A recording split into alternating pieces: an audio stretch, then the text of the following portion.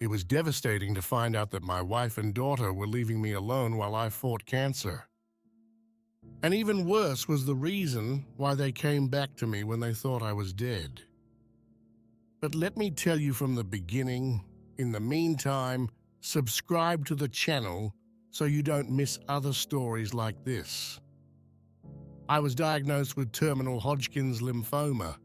For me, who had always had a healthy lifestyle and regular checkups, it was an incredible shock. My oncologist explained to me that the causes were uncertain, but there was a slim hope with chemotherapy. I decided to fight with all my strength. With my heart in my throat, I informed my wife Ivana and our daughter Lorena, who was a teenager at the time. They were shocked, but I tried to reassure them, promising to do everything possible to defeat the disease. Despite my determination, I was gripped by worry about the effect it would have on our family. My doctor had warned me that chemotherapy would be tough and that many marriages did not survive such ordeals. That evening, I confided my fears to Ivana, who promised me unconditional support. We were fortunate financially. We had good insurance, solid savings, and a trust fund from my late grandfather. The house was paid for, and I had money saved for Lorena's college.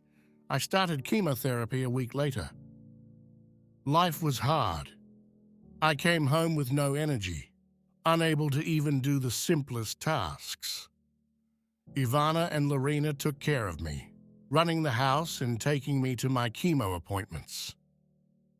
For 2 months, I continued to struggle, but I began to notice signs of fatigue in them.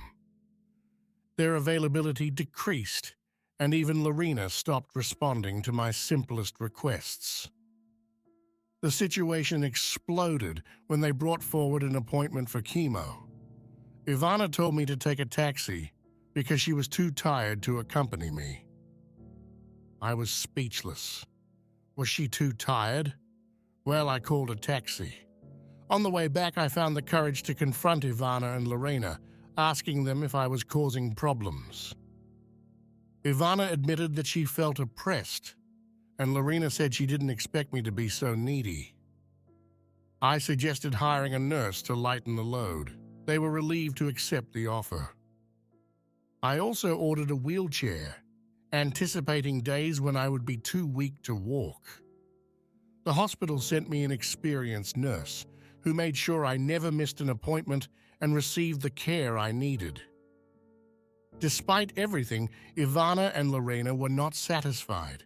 Ivana in particular felt threatened by the nurse. I told her that if she was willing to take responsibility, we could do without her. She asked for a male nurse, but there were none available.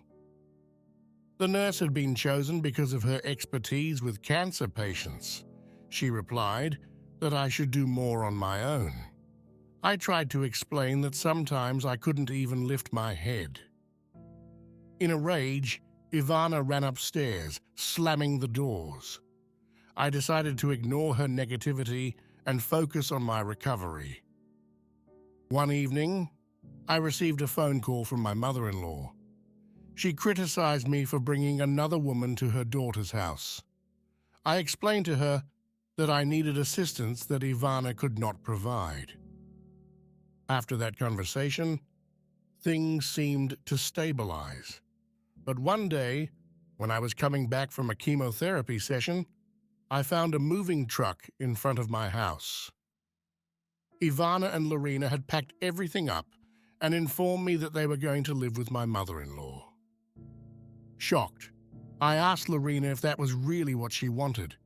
She said she preferred to live with her mother. My wife and daughter had just abandoned me. My world fell apart. My brother, having learned of the situation, offered to help me. He was furious at Ivana's selfishness, reminding me that she had never had to work and that I had always provided for everything. We decided that Margarita, my sister-in-law's sister, and in difficulty due to a divorce, could move in with me temporarily. She was studying radiology and my house was close to the university. It would have been an ideal solution for both of us. My brother stayed for a week and, with a friend of his, helped Margarita move in. She was thoughtful and helpful, relieving me of many household chores.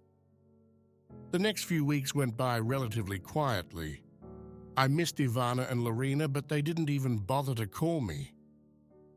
Margarita was a great help, taking care of the housework without ever complaining. After about a month and a half, the doctors declared me cancer-free. I immediately decided to file for divorce, freeing myself from a marriage that had proven unsustainable. Over time, I regained my strength, my hair grew back, and I gained weight. I continued to eat a healthy diet, but I indulged in a few things. After 6 months, I felt ready to move on with my life. I called my old employer, who took me back into the company, and offered to work remotely. The house held too many painful memories, and I decided to move, leaving it to Margarita, who had helped me through a difficult time. More than a year had passed since my initial diagnosis, and I had settled into the new house. I made friends with the neighbors, including Christina, a widow who lived alone. But one day she told me something that left me perplexed. If you like the story, would you be kind enough to leave a like? Thank you very much. Christina told me that she had noticed suspicious people around my house. The descriptions matched Ivana and Lorena. I wondered how they found my new address, since only my brother knew it. Christina reassured me, saying that she would handle the situation if they came back.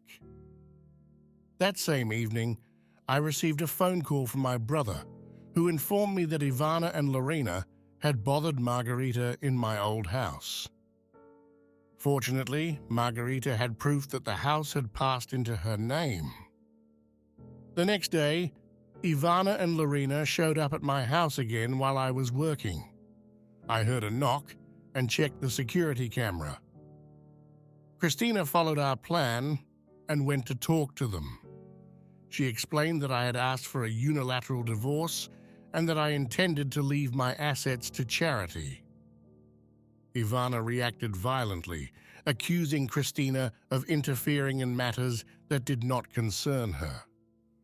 The next day, I heard a loud noise and found the window of the house shattered.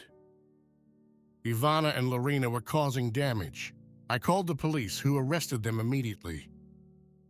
Ivana asked me why I hadn't contacted her after I recovered. I told her I didn't want to have anything to do with them anymore. She accused me of selfishness. I was truly speechless. I told her that I would make sure they never got anything from me again.